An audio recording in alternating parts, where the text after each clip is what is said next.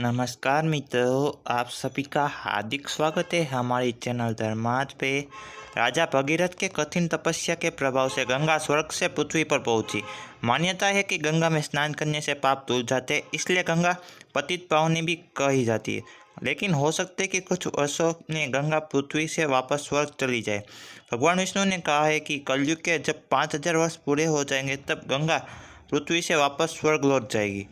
हम मनुष्य जिस तरह से गंगा को दूषित करते जा रहे हैं, उससे इस बात की संभावना प्रबल होती जा रही है कि भगवान विष्णु ने जो कहा है वो सच होकर ही रहेगा।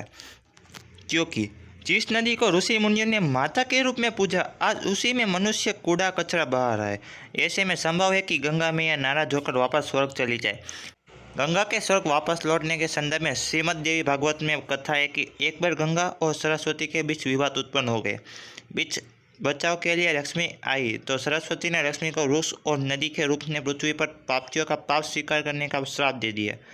इसके बाद गंगा और सरस्वती ने एक दूसरे को नदी के रूप में पृथ्वी लोक पर रहने का श्राप दे दिया। श्राप के फलस्वरूप लक्ष्मी माता प्रज्ञा नदी के रूप में पृथ्वी पर आई, सरस्वती माता सरस्वती नदी बन गई और गंगा भी नदी रूप में पृथ्वी पर आ गई। इस घटना के बाद नारद जी ने भगवान विष्णु से पूछा कि तीनों देवियाँ नदी रूप में पृथ्वी पर कब तक रहेगी।